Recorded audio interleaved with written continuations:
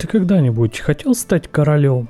Не в игре, не по приколу, а буквально настоящим правителем, главой, сувереном, владельцем пусть и крошечной, но собственной земли. И вот в чем штука. Такие места реально существуют. Это не мифы, не заговоры, не выдумки для форумов безумцев. На Земле и не только есть участки, острова, айсберги и даже целые регионы, которые никто официально не контролирует. Они не просто существуют, они еще и разные. Одни промерзли насквозь, другие утопают в тропиках, третьи вовсе виртуальные. Все это странные дыры в правовом поле, почти забытые куски карты, о которых либо забыли, либо боятся вспомнить. Начнем, пожалуй, с самого масштабного варианта. Огромный кусок Антарктиды под названием Земля Мэри Бёрд. Это настоящая белая пустота между шельфом Росса и морем Росса. Это больше, чем некоторые страны, и при этом совершенно ничейная территория. Самая большая незаявленная земля на планете. Почему так? Все просто. Она покрыта 2-километровым слоем льда. Ни одна страна, даже те, что активно ведут научную деятельность в Антарктиде, не рискнула претендовать на нее. В 2001 году некий Трэвис МакКенри попытался заявить эту территорию как новое государство – протекторат Вест-Арктика. Он даже разослал письма участникам Антарктического договора. Никто не ответил, но и не запретил. Официально эта зона до сих пор никем не признана и никем не занята. Мечта или замерзший кошмар?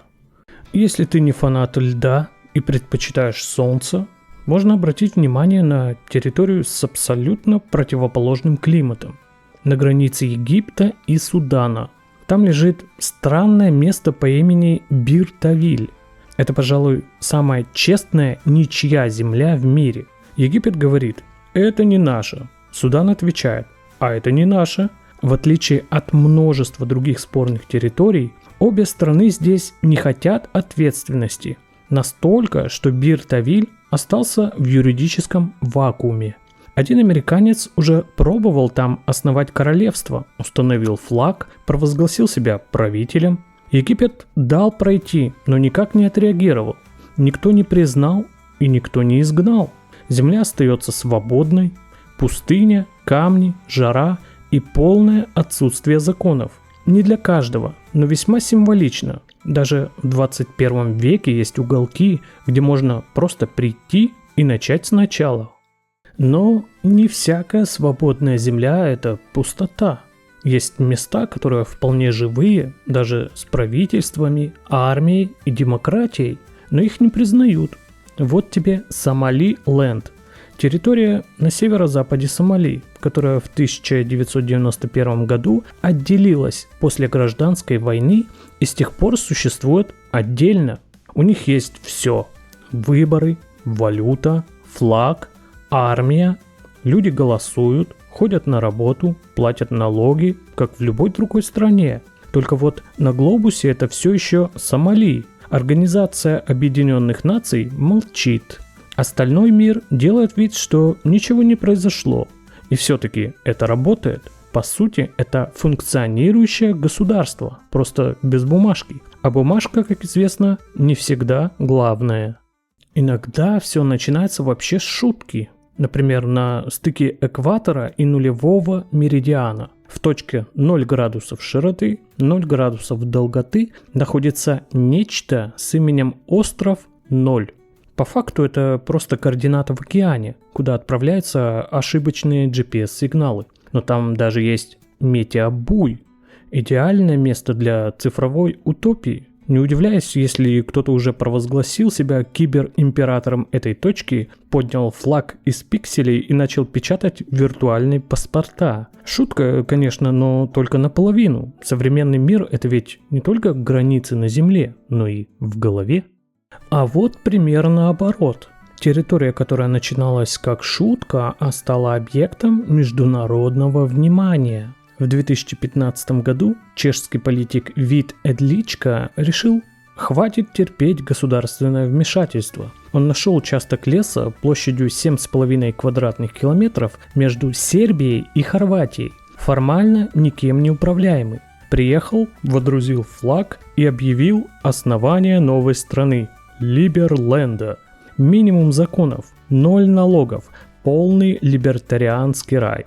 За первый год продано почти 20 тысяч заявок на гражданство. Хорватия не оценила юмора, блокпосты, аресты и запреты, но идея осталась. Государство на бумаге живет, проводит мероприятия, выпускает криптовалюту и распространяет лозунг «Живи и давай жить другим». Если у тебя чуть больше авантюризма, можно попробовать что-то совсем необычное. Например, купить остров. Да, по-настоящему. Например, остров северо-восток Кей у побережья Белиза. Всего 2 акра суши в голубой лагуне. Цена вопроса около $500 000. В рекламе недвижимости даже шутят, а может и отделитесь. Закон Белиза, конечно, действует, но кто знает, все начинается с идей. А если хочется чего-то старинного и атмосферного, на рынке есть остров Изола делле Фемине у берегов Сицилии. 34 акра, средневековая сторожевая башня, потрясающий вид. Вполне реально купить, сохранить руины и повесить табличку с собственным гербом на входе. Суверенитета не будет, но ощущение как у настоящего лорда. Если классические острова кажутся слишком попсовыми, есть более экзотичный вариант – править тем, чего не существует. Ни в философском смысле, ни в географическом. Например, в городе Портсмут, Великобритания, есть Баффинс Понд – обычный городской пруд. В его середине 3 крошечных островка. Настолько маленьких, что о них забыли еще в начале 20 века, когда весь парк официально продавали. И вот в 2005 году один предприимчивый британец, Льюис Стивенс, выяснил, что на эти острова нет документов. Что он сделал? Объявил себя великим герцогом одиноких островов, нарисовал флаг, напечатал банкноты и провозгласил суверенитет. Никто его, разумеется, не признал, но и не запретил. В итоге он бросил это дело, а острова по-прежнему юридически ничьи. Все как в сказке, только с британским акцентом. Если тебе по душе масштаб, можно и по-крупному. Когда ты отдаляешься от любой страны более чем на 200 морских миль, попадаешь в международные воды. Это такие ничейные моря, которые не принадлежат ни одному государству. Да, действуют международные морские законы, но в остальном полная свобода. Именно поэтому родилась идея seasteading – строительство плавающих городов-государств прямо в океане. Это серьезная утопия. Модульные платформы, автономные сообщества, собственные законы, валюта, криптономика. Вроде бы мечта футуриста, но в нее вкладывались миллионы. Правда, пока никто не построил полноценный плавающий Лихтенштейн. Жаль, мир бы только выиграл от капли безумной свободы. Иногда идея микрогосударства рождается прямо из протеста. Так случилось с легендарным княжеством Силенд. Это платформа времен Второй мировой войны, расположенная в 8 милях от берегов Великобритании. В 60-х годах пиратский радиоведущий Рой Бейтс захватил ее и провозгласил независимость. Радио не заработало, но государство – да. У него появился флаг, титулы, герб, даже собственная армия из членов семьи. В 1978 году случилась даже настоящая попытка переворота. Немецкий бизнесмен, купивший титул премьер-министра, попытался захватить платформу. Все закончилось контратакой, захватой заложников и вмешательством немецких дипломатов. В итоге Силенд стоит до сих пор. Сейчас никто не живет там постоянно, но формально государство существует. Если тебе не страшны ржавчина, штормы и скука, можно попробовать еще раз. Но, конечно, даже это не предел. Есть территории, которые вроде бы принадлежат какой-то стране, но государственное присутствие там сведено к нулю. Возьми, к примеру, пустыню Тар на юго-востоке Пакистана. 20 тысяч квадратных километров тишины. Ни городов, ни дорог, ни полицейских участков. Формально часть страны, фактически ничья. Поставь палатку, подними флаг, распечатай пару паспортов, и ты уже на полпути к микронации. Конечно, юридически тебя выгонят, но на практике таких историй уже было немало. А как насчет того, чтобы взять под контроль то, что никто даже не хочет трогать? Например, большой Тихоокеанский мусорный остров. Гигантское скопление пластика между Калифорнией и Гавайями. Он больше Техаса, но официально не принадлежит ни одной стране. В 2017 году группа экологов объявила его государством островом мусора. Даже подали заявку на признание в ООН. Конечно, это была акция, а не реальная попытка основать страну, но по факту они были правы. Земля, пусть и из бутылок и пакетов, есть. Людей нет. Законов нет. Интересов государств тоже нет. Если хочешь строить утопию из отходов, перед тобой целая нация из мусора. Если ты ищешь место с атмосферой, историей и крошечной площадью, есть одно странное государство, которое когда-то реально существовало как необычная достопримечательность. И не только. В Чехии, где, как оказалось, любят экспериментировать с формами власти, появился объект под названием «Королевство Иной мир». На деле это был частный замок с собственной валютой, судом, гимном и даже полицией. Звучит многообещающе, правда? Есть только одно «но». Это была БДСМ-матриархия, основанная женщиной по имени Патриция I, и функционировала она как фетиш-курорт с государственным уклоном. Власти Чехии официально не признавали это территорией, но и не закрывали. Работала 10 лет, пока не заглохла. Сегодня замок продается. Всего за 8 миллионов евро ты можешь стать властелином или властительницей этой весьма нетипичной микродержавы. Уникальный случай, где граница между ролевой игрой и суверенитетом стала совсем тонкой.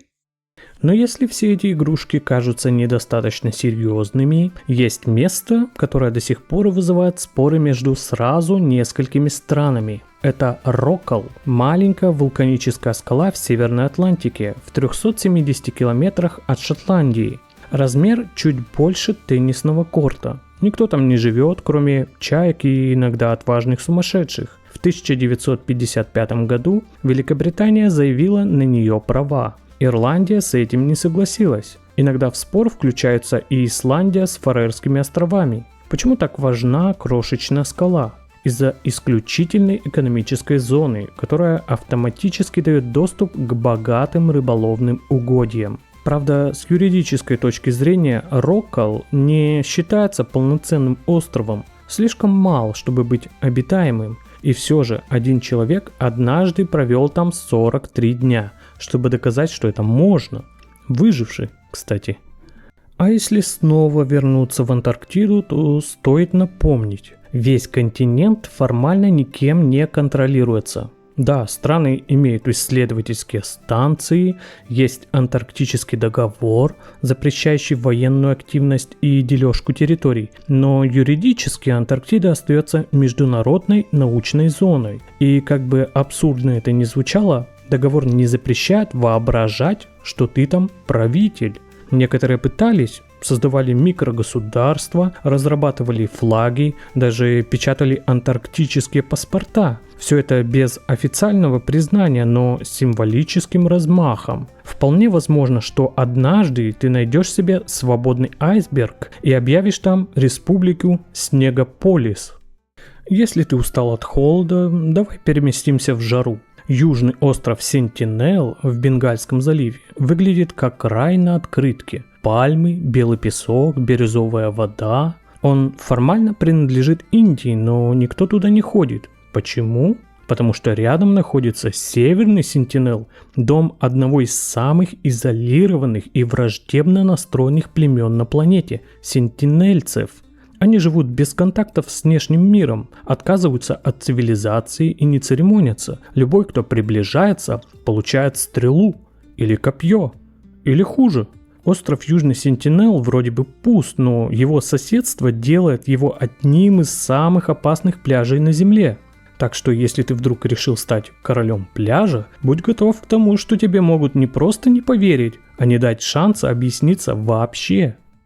Но если Земля тебе кажется скучной, серой и уже кем-то занятой, почему бы не подумать о космосе? Согласно договору о космосе 1967 года, никакое государство не может заявить права на Луну или любую другую планету. Но вот частные лица, тут все мутно. Один предприимчивый человек, Деннис Хоуп, еще в 80-х объявил себя владельцем Луны. Да, Луны! И начал продавать земельные участки по почте. Люди покупали миллионами. Подарки, сувениры, символика, все как надо. Юридически все это, конечно, ерунда, но Хоуп разбогател, а его идея до сих пор живет. Хочешь начать свою лунную республику? Все, что тебе нужно – принтер, бумага и безмерная самоуверенность. В крайнем случае у тебя будет отличный повод для рассказа в компании друзей. Если ты готов подняться в космос, но не так высоко, можно замахнуться на орбитальный мусор. Земная орбита полна брошенных спутников, кусков ракет и прочих железяк, которые некому убирать. Никто их не контролирует, если они не на балансе действующей космической программы. Так что, по сути, это ничейная территория в прямом смысле. Представь, ты запускаешь капсулу, состыковываешься с заброшенным спутником и заявляешь его как часть своей орбитальной нации. Законы? Никаких. Конкуренты? Только астронавты МКС, и то вежливый. Это может быть самой мирной анархией в истории человечества.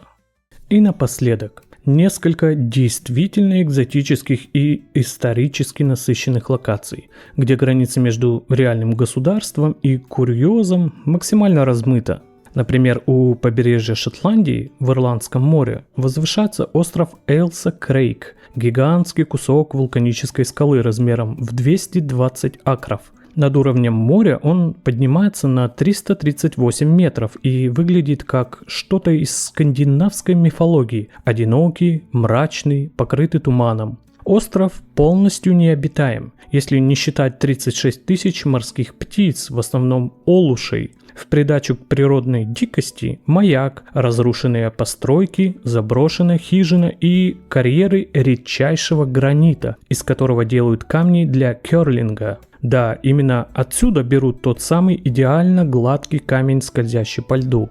Остров продается за $1,5 миллиона, и если у тебя есть деньги, терпимость к птичьему крику и вкус к уединению, ты можешь стать лордом, герцогом или императором Эйлса Крейга.